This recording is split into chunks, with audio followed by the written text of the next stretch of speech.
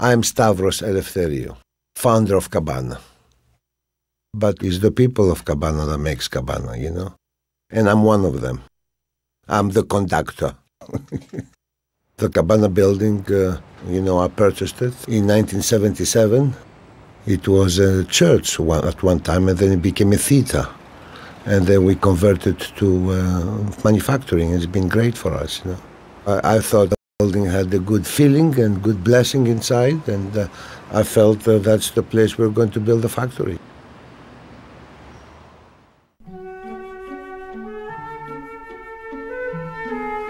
I moved from country to country, and it was time for me to find my destiny.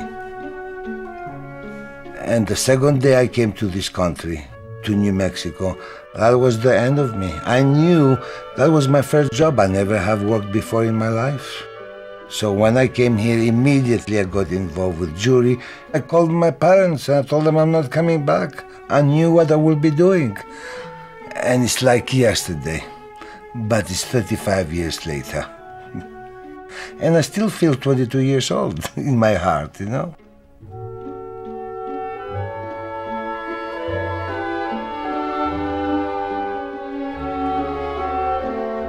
This is the treasure that is created by my main treasure, the people that makes our jewelry.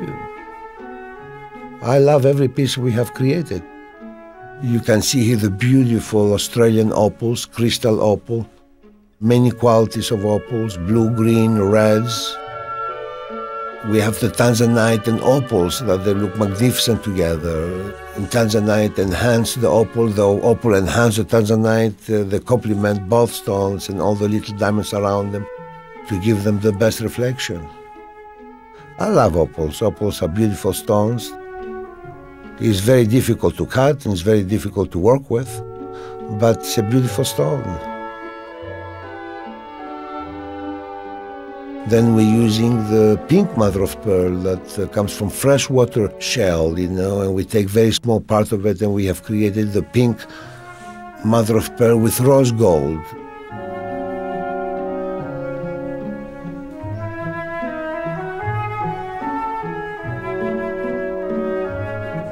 The white mother of pearl is one of my favorite shells that we're using, and the luster of the stone is beautiful.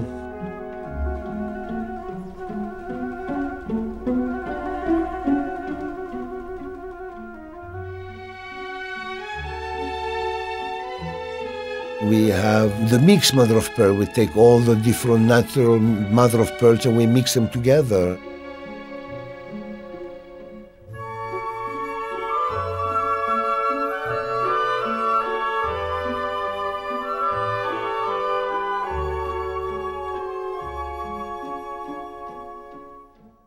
Opals are a gemstone, and it's good luck for everyone that loves it, and to wear it feels good.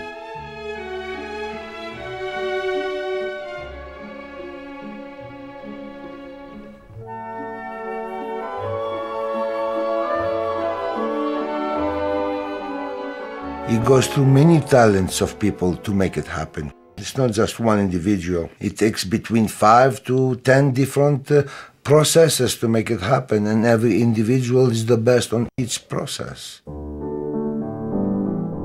You know, everything starts from the bench. There's a lot of drawings done that we will pick certain drawings, and then they will be colored, so they will give more life to them, you know. After we color it, we decide that is the piece we're going to create. The challenge starts from the minute that you translate the design into 3 dimensions. At that point, the wax starts with a block of wax you work, and you carve it in 3-dimensional. Now you're taking a flat dimension and you're making it to a 3-dimension piece, and that's the challenge.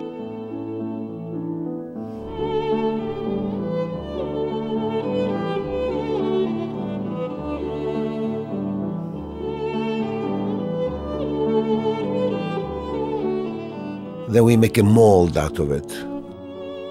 Then we cut through the mold to take the original piece out.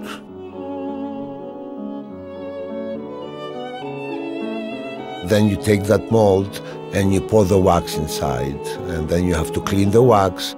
The cleaner the wax is, before you send it to casting, the better casting you will have. After we clean the wax, then we make a tree, as we call it, and on the tree we attach many designs, many pendants, whatever we want to cast. Then we take and we put a flask around it, a metal to support the plaster that we will pour in. You see here how the plaster, the investments pour in. After 10 minutes, that has been hardened, and then we take all the flasks and we put them in special ovens at night, and they burn through the night.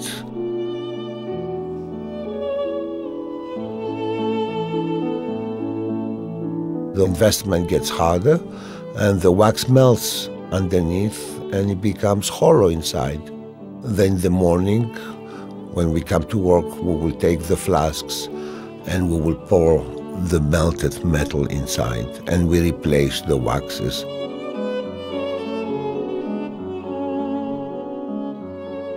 And all the waxes that we had the day before on the trees, all that been replaced. But the metal, if it's gold or if it's silver or if it's platinum, is always the same process. So we have a beautiful tree full of jewelry with gold. And then we start cutting it.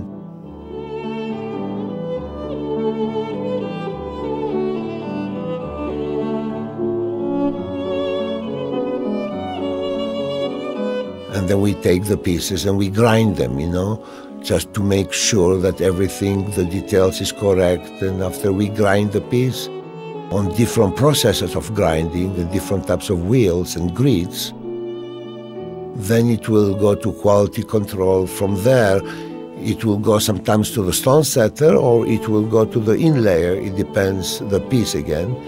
In this piece that you see here, we are going to inlay opal. You see those beautiful, talented hands cutting this opal, and they're choosing the opal first, and because you have to change the different angles of the stone to see where will become the best reflection of the color, and then the talent starts. How to cut that opal to give you the life of the stone, and to cut it perfectly angled. That's the most important part of cutting an opal, when you choose the angle that you will grind it. Then you can cut it with diamond wheels, and you grind it, and you start fitting that piece of opal in the inlay. And then you can see exactly that all the cut is perfectly tight inlay and strong. So you grind it with water and to make it very smooth and to feel good. And there's where the importance of grinding, to make it feel all one with the gold. There's where the inlay start coming to life. The next step after that is to polish the piece. Again, you have to take it through different processes of polishing, 2-3 types of wheels.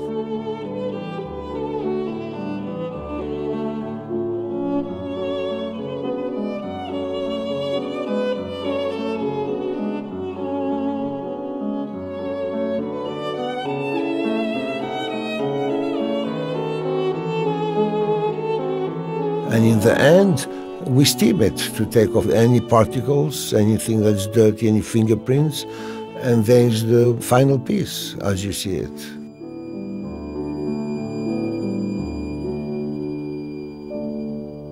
Each ring or each pendant that we produce, it goes to one individual. Even that we may work on 20 or 30 or 50, it still goes to one individual person. And that becomes an heirloom for them, so we can never forget that.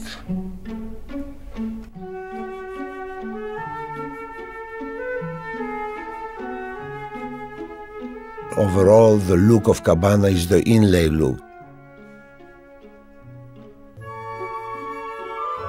Simple lines and rounded lines, curved lines, they're all part of the look.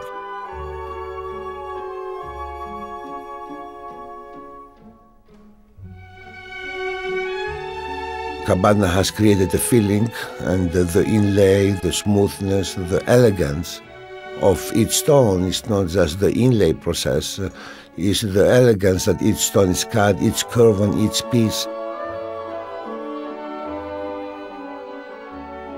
We are artists as well as craftsmen.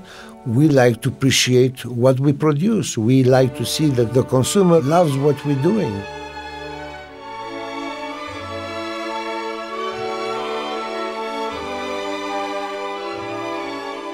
But the customer that buys the piece, that's the most important satisfaction we get. With my jewelry, it's a commitment to one individual to another. And that's how I want to think about my jewelry, that every time that is given with love.